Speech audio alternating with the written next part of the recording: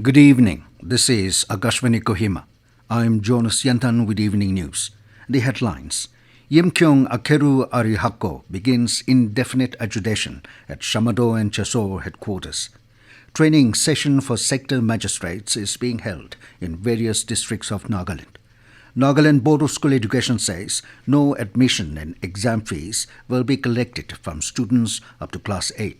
And Union Minister Smriti Irani says life insurance and accidental cover-up to 2 lakh rupees extended to every Anganwadi worker. Now the news in detail. The Yimkhiung Akheru Arihako YAA, the apex student body of the Yimkhiung tribe, today began indefinite agitation at Shamator and Chessore headquarters.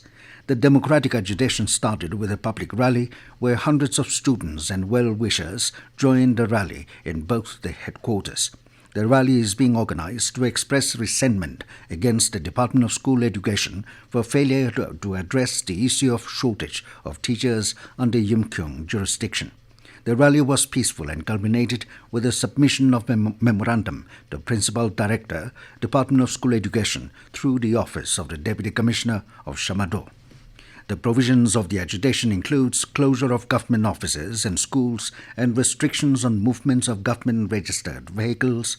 However, schools related to HSLC and HSSLC classes and centres will be allowed to open and function. No tourists and researchers will be allowed to visit or stay in certain designated places. During the agitation, Likemro hydroelectrical project will not be allowed to operate or function. In preparation for the upcoming Lok Sabha election 2024, training session for sector magistrates is being held in various districts of Nagaland. Addressing the training in Mukukchung today, Assistant Election Officer Renben Muji gave a short briefing on the functions of sector officers to ensure smooth and efficient electoral process. He also dwelled on the necessity to organize awareness programs on EVM demonstration and SVEP. Training of sector magistrates, sector commanders, and flagging of EVM demonstration van was also held in Woka. Addressing the sector magistrates and commanders, Deputy Commissioner and District Election Officer Ajit Kumar Ranjan appealed them to check and ensure that minimum facilities like toilets, water supply, electricity and ramps are available in all the polling stations. He also urged them to work in coordination with the respective booth-level officers. Hands-on EVM demonstration was given to the sector magistrates and sector commanders. Later, the DC flagged off the EVM mobile demonstration van. Nagaland Board of School Education (NBSC) has informed the heads of all government schools that no admission and exam fees will be collected from students up to Class VIII except that to be paid to the NBSC as per Right to Education Act 2009. A notification from the board stated the students of Class 11 and 12 opting for computer and informatics practices subject will pay laboratory fee of 300 rupees, while those opting for geography subject will pay 100 rupees. It further stated the school providing uniforms, T-shirts, necktie and belt should get the rates approved by the respective school management and development committees.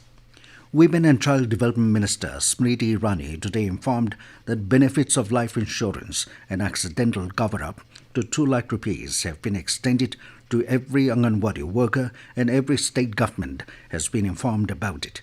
Replying to a supplementary in the Lok Sabha, she informed that the pension scheme has been extended to these workers under Pradhan Mantri Shram Yogi Manthan Yojana.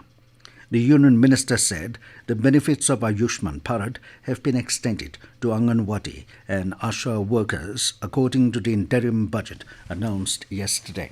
This news comes to you from Akashvani, Kohima. You can also listen to this news bulletin on News On Air app and YouTube channel AIR News Kohima.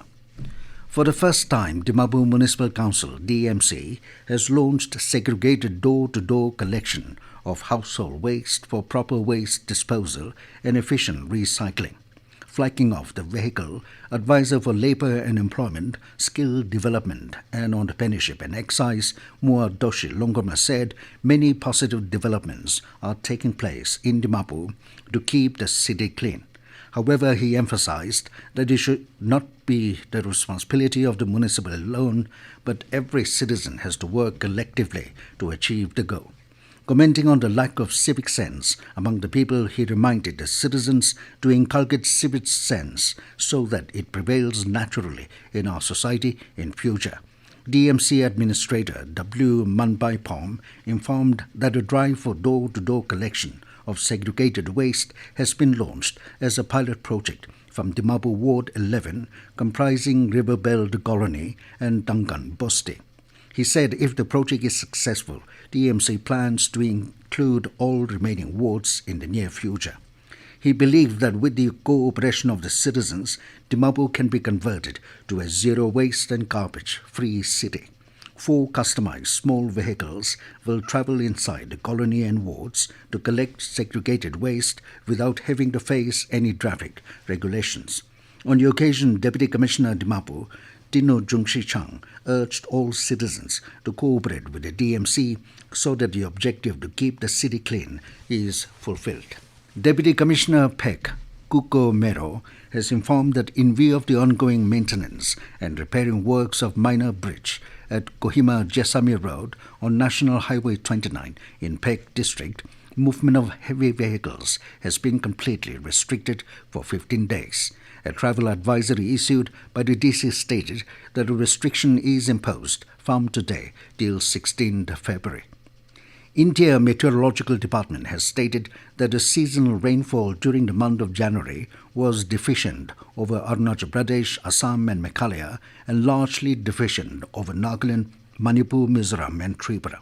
It stated that during the past week, the minimum temperatures were normal to above normal over Arunachal Pradesh, normal to appreciably above normal over Nagaland, Manipur, Mizoram and Tripura, while it was normal over Assam and Meghalaya. IMD has predicted the maximum temperatures as very likely to be below normal to normal in the region during the week. The weather agency has forecast cumulative rainfall activity as very likely to be normal over Arunachal Pradesh, Nagaland, Manipur, Mizoram and Tripura, while it will be below normal over Assam and Meghalaya during the week. Former Minister and former President of Nagaland Pradesh Congress Committee, NPCC, Huketo Simi, passed away today in Dimapur. NPCC, former Minister and former President of NPCC, Gayatheriya, and Speaker of Nagaland Legislative Assembly, Sharingan Longama, has condoled the demise of Huketo Simi. And now 20 News, here are the headlines again. Yimkhiung Akheru Arihako begins indefinite agitation at Shamator and Chessore headquarters. Training session for Sector Magistrates is being held in various districts of Nagaland. Nagaland Board of School Education says no admission and exam fees will be collected from students up to Class VIII. And Union Minister Smriti Irani says life insurance and accidental cover-up to 2 lakh rupees extended to every Anganwadi worker. That is all we have in this evening news bulletin. Good night.